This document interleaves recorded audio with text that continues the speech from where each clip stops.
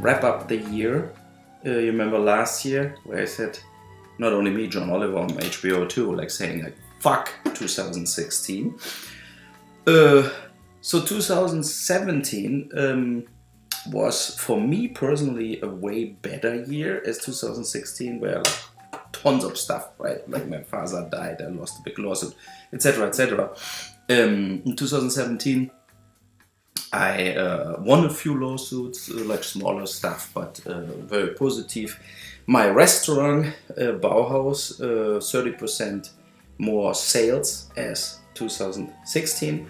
Then I've just bought a sports bar, make like the Blenheim in it, like more a sports bar, kind of with good pizza, schnitzel, etc., etc. Like 2 blocks away from my house. I get in all kinds of business ventures, make good money, good interest. My personal life is good.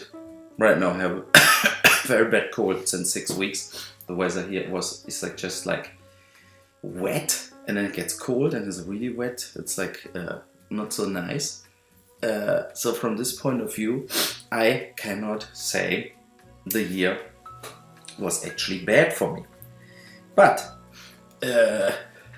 on the big political landscape, that year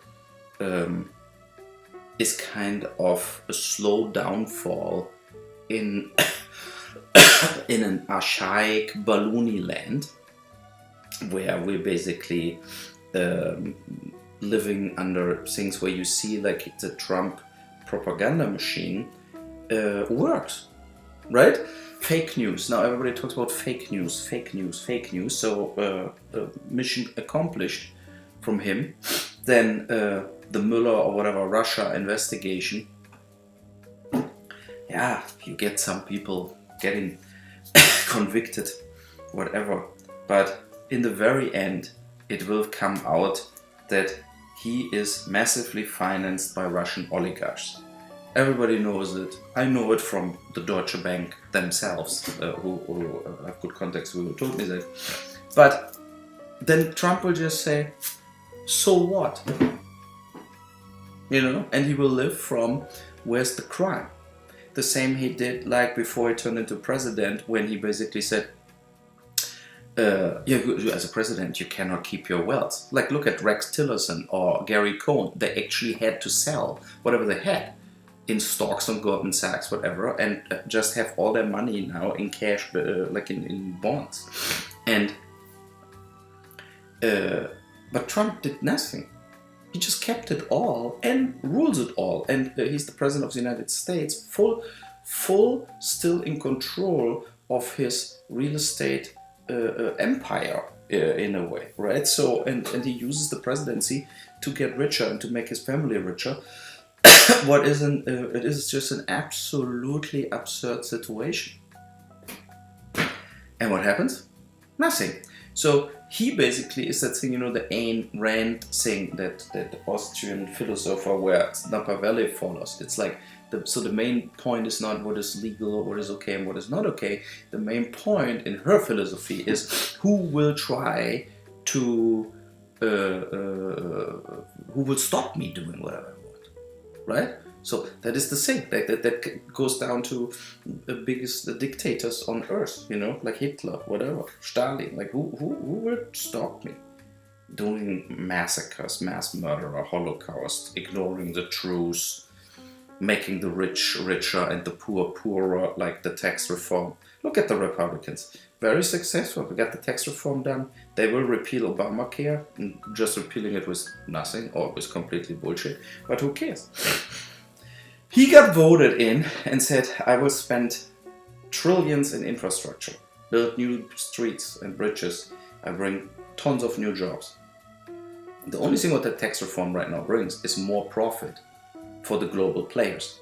Already in Germany was in the press that the German car companies, remember when Trump said, we don't want the German cars, we will tax them. And so now, 1 year later, they're making billions more in profit in US because of the tax reform. Their taxes just went down from 35 to 20%, thanks to Trump. So from we don't want any more BMW, Mercedes, Porsche, Audi, VW, whatever. And instead, now the opposite happens. I mean, it is, but the people, the voters, they don't recognize all of this.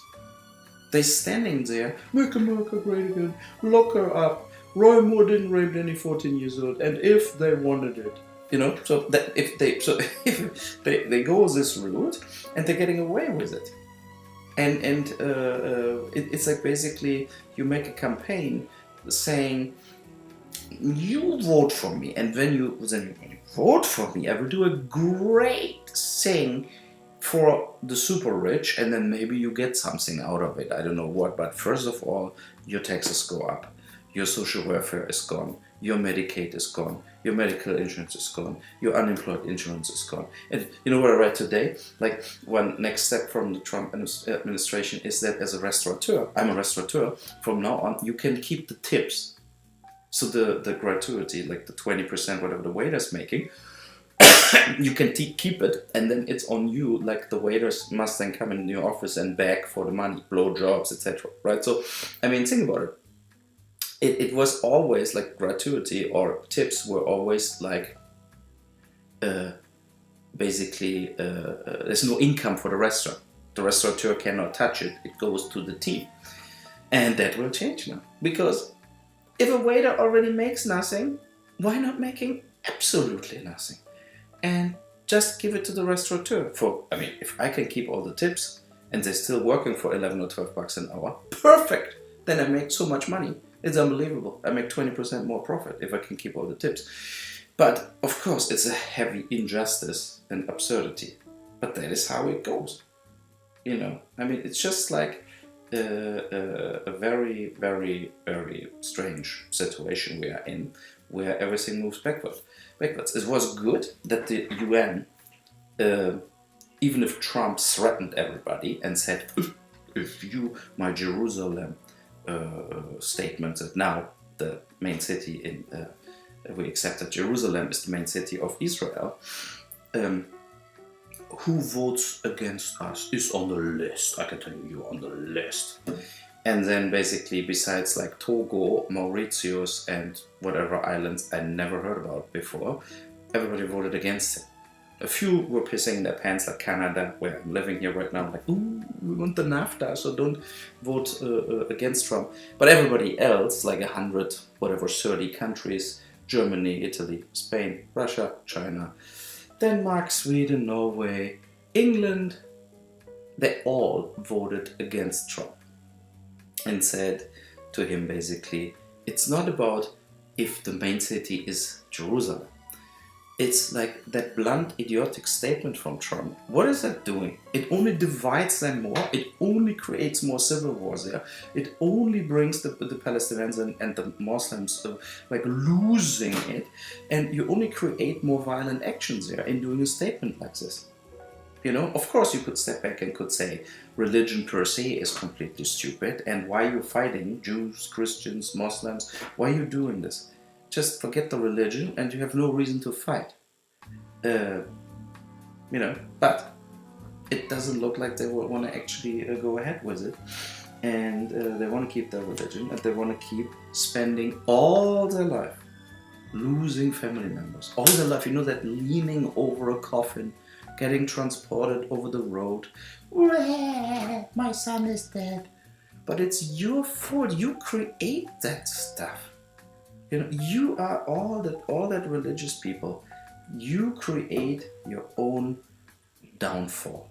People of your family die, your houses get bombed all across the world. And it's just completely wrong. That is the reality. If you would drop the religion, all that conflicts worldwide, 80% of the conflicts could be gone. Yeah. And so basically, we will keep going the way we're doing it, and we will keep sinking the ship. That is what will happen. And yeah, and it was also a year without Uwe Boll movies, and I really have to say I miss movie making. But as usual, nobody ever hired me. Nobody ever gave me money. I had to recoup it all in the free market around the globe. to get my money back for movies, and I'm not getting it back anymore, and that is the reason I stopped making movies. So it's the reason I will start opening more restaurants, as you see with the Blenheim pub, and maybe going soon in other countries with my Bauhaus concept. Tja, this is what it is. So at least then I get good food, good wine, and get fatter and fatter, and finally die on a heart attack. Okay, bye bye.